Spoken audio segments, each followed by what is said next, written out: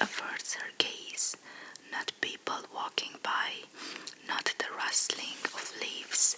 Even trying to touch her elicits no reaction.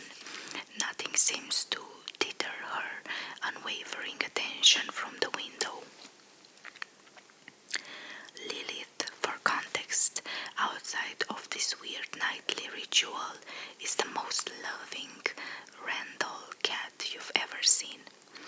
She's a little chatterbox who meows, purrs, and cuddles the day away. Some nighttime, her entire demeanor shifts into being unnerved. She sits still, not moving, just staring at the nothings that nighttime brings until the early break of dawn, in which she resumes her normal demeanor, in which she curls up beside me and falls asleep, soundly purring. I dismissed it as her staring at moths or small bugs, or even maybe the outdoor cats that live around our place, assuming I somehow don't notice them in the blanket of nightfall. Curiosity turned to concern when I noticed Lilith's behavior growing more intense. One night, the air felt unusually charged, and the bone-chilling silence descended upon the room. Lilith's eye widened, reflecting an eerie luminescence from whatever unseen force captivated her gaze. Summoning courage, I joined her at the window, peering into the icky abyss. At first, I saw nothing, just the usual dimly lit surroundings. Then I noticed the rustling of a tree right by my window, and the silhouette of a person appeared. Curiosity got the best of me, and I sat peering at the figure. At first glance, I assumed that it was just some person drunk coming home from the bar that's a few blocks away, and that they somehow stumbled into our yard. Maybe even my neighbor's friend coming home late, given we have a shared outdoor space. But as the shadow grew closer, I felt my stomach sink, at the same time that my usually docile, goofy kitten started making a deep, guttural growling sound. As the figure drew nearer, my blood turned to ice as her features became illuminated in the streetlight. Looking back at me from the other side of the glass was, well, me. I stood there, transfixed by the spectacle before me. My doppelgänger mirrored my movements, but its grin stretched unnaturally wide, sending shivers down my spine. Lilith, usually composed, hisses vehemently at the window, her fur standing on end as if sensing the sinister aura. Fear gripped me as I stumbled backwards, breaking the uneven connection. I jammed the blinds shut, but not before it raises its hand, breaking from the gimmick of mirroring me, and gave an unnerving wave. From that night on, I avoided the window, hoping to escape the haunting presence on the other side. Yet the air in the room remained heavy with an unspoken dread. I started sleeping in the living room, Lilith never wavering from her perch on my bed, staring out into the darkness at what I can only assume is my mirror image night after night. I didn't know who to tell. How can you explain that? My family would dismiss it as a stress from work and life. Finally, I couldn't handle the nerves. Night after finally told my best friend Lily. That night, she stayed over. Lilith perched in her window spot as usual, and for the first time since I saw it, I peered through the blinds and saw it again. Jumping back, my best friend peered out the same window. "What? There's nothing there. Are you okay?" She gave me a look that was mixed with concern and confusion. "What do you mean? Can you not see it?" I looked back out, and the thing was laughing at me with that horrific, uncanny valley grin and lifted its fingers to its lip, making a shh motion.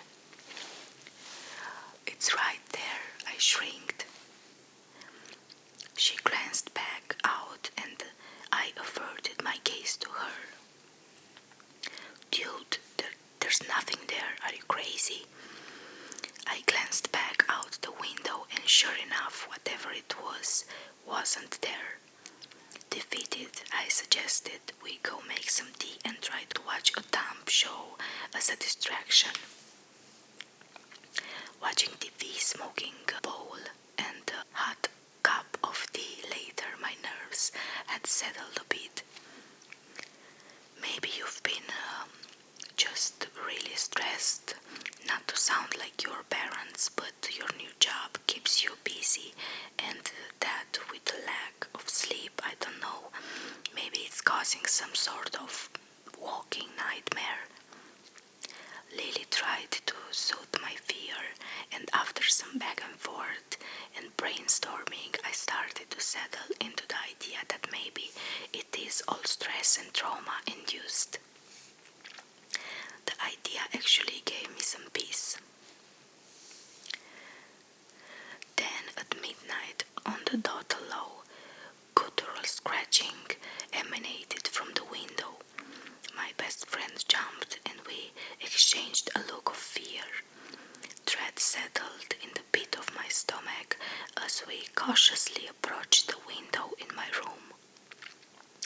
Lilith, her eyes wide with alarm rather than on her usual perch, cowered in the corner. The stretching intensified, accompanied by a haunting whisper that seemed to carry my own voice, distorted and twisted. "Let me in," it murmured, the words sending a shiver down my spine. "Okay, I heard that. What the F?" my best friend exclaimed. With trembling hands, I opened the curtain. My doppelganger was back, still grinning, pressed its hands against the glass, the barrier, the only thing keeping it from entering my world. "Oh my God, is that you?" Lily whispered, her pupils dilating in fear. With every ounce of strength, I resisted the impulse to unlock the window, to scream at it, to do anything to end this nightmare. My heart pounded as the sinister figure outside became more desperate, its grin contouring into a snarl. Lilith, sensing the imminent threat, hisses louder, her fur bristling as she fled her corner spot and bravely positioned herself defensively between us and the window. In a swift motion, shoved the curtains closed. I grabbed Lily's hand and booked it out of the room. Still hearing the scratching and whispers, turned to screaming and pounding on the glass, so sure that at any moment the glass would give way and let whatever that thing is into my home. As the night wore on, the pounding and yelling reduced back to scratching and whispers that eventually faded away with daybreak. For the next few weeks, I stayed with Lily and hired movers to get my stuff out and back to my parents. I haven't heard or seen anything like what I did at my old place since. Lilith has resumed sleeping soundly by my side, seemingly having totally forgotten the horrors we all just went through. I'm writing this because I just moved into my new place, and once everything was unpacked and things were settled, it was just Lilith and I again. We were left alone in the oppressive silence, haunted by the realization that at any time my doppelganger, with its twisted grin, could be patiently awaiting its next opportunity to break through and confront me with a malevolence I couldn't comprehend. And Lilith has been giving concerned, passing looks at the window as the evening moved into day. I hope you liked it. Kisses.